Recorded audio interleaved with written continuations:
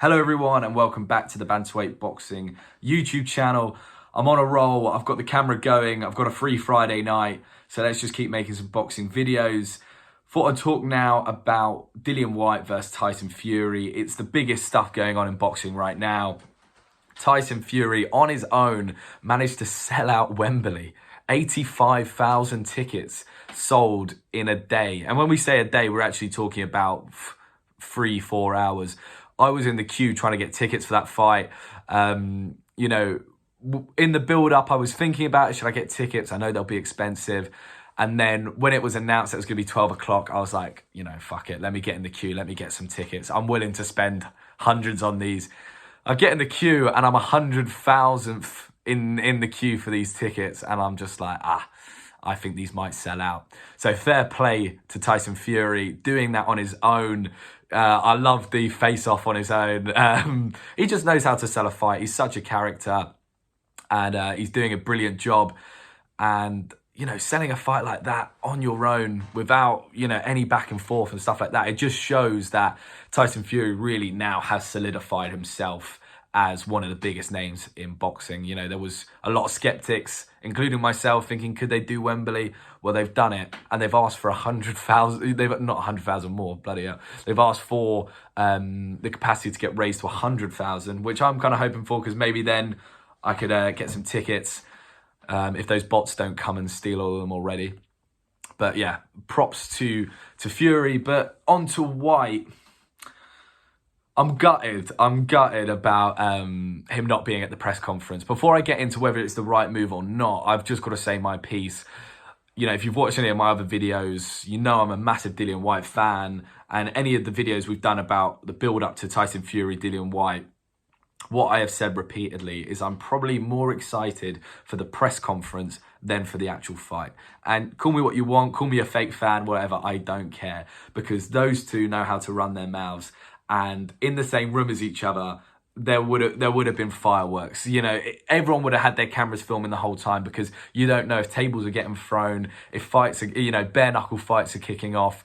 With both their teams, with both of them around them, both their posses, it would have been fireworks. And I don't need the presser to get so excited for this fight, because I already know it's going to be a wicked fight, but it would have just taken it that level above for that excitement. Very similar to, Kell Brook and Amir Khan. I was excited for that fight, but when I saw the gloves were off, when I saw the presser, I was like, yeah, let's get it on. I want to see this.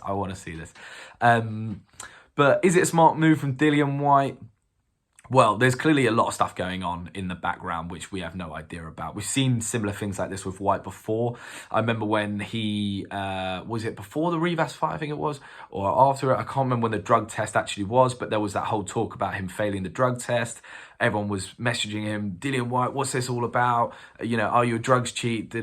And he just stayed completely silent. And it actually made him look even more guilty, because people were like, mate, come and defend yourself. Tell everyone, you're not a drugs cheat. But he didn't.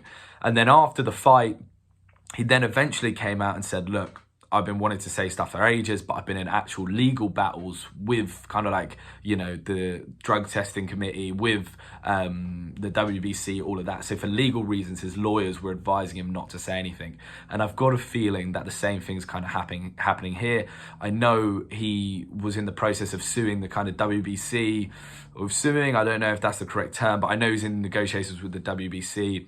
And I wouldn't be surprised if something came out later that actually he was advised by his lawyers not to say anything. Because there's one thing to kind of like not sell the fight, not come to the presser, maybe be a bit miserable, maybe have your headphones in, and all that. But to not even acknowledge it kind of in any way, nothing on social media, no press conference, no interview, It seems slightly, seems like something bigger is at play here. Obviously, I may be completely wrong. The other kind of theory, which is probably also true, is he's only getting paid the purse bid, and kind of there's no extra pay for him to do the press conference. Anything kind of made in that, he's not going to make any money from. So he's kind of saying, well, look, I didn't get my part of the deal. I wanted X, Y, and Z kind of money. You didn't feel, I wanted this much. You only gave me that much. I'm not making any more off this press conference. So you know what? I'm going to go do me. And you can sell this fight on your own because it's not going to affect me in any way. And if anything, it's probably going to help him in his whole camp because, he's training out in Portugal. He doesn't want to go all the way back to the UK and interrupt training to do all these press conferences, do all these interviews when he's like, you know what, I just want to be in camp and I just want to be working. And then on top of that, you're not only going back to a press conference and interrupting training, it's with Tyson Fury, who is going to get under your skin because that man is a talker. He knows the game better than anyone. We saw what he did to Klitschko. He beat that man before he got in the ring. If you know about the sauna story, that if you know, you know. But so for Dillian Whyte, if that's the case, he's not making any more money off it. Fair play to him. I kind of understand it, but you can't help but feel any kind of promotion he does here, he's going to gain from, because it's all about profile in boxing. It's all about, selling the fight, because you might not get paid directly, but in the long term, you're going to be making money because people are going to be like, oh, who's this Dillian Whyte? The casual fan is going to be like, oh, I saw him mugging off Tyson Fury. He looks hilarious. I want to follow him. And, who knows if the fight is mega, which it already is, but goes to that other level, then there's talks of a trilogy, talks of another fight. People want to see it, So whether it's the smartest move from Dillian Whyte, time will tell with that. But I'm gutted. I wanted to see it, but it is what it is. Some last things I want to touch on with Tyson Fury.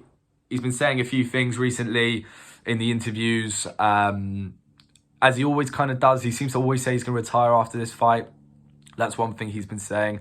I have seen him say it, and he's clearly saying it in quite a jokey way. I don't think there's much in that. I think there's too much money out there for him to make, for him to think about retiring now. He's looking, it's only once he makes that kind of $100 money, we're talking, in a single fight, that I think he'd consider putting the gloves up. But there's too many fights out there for that to happen. So I think that's just Fury chat, as you might say. Bullshit. But yeah, no, not too much on that. The other thing which is more interesting is what he was kind of saying about his weight and his kind of plans for this fight. He said he's going to come in at his heaviest, and that his plan is to knock Dillian Whyte out. He's not going to, try and box this man. And, a part of you might say, oh, that's just heavyweight talk. Every heavyweight says that because it sells fights.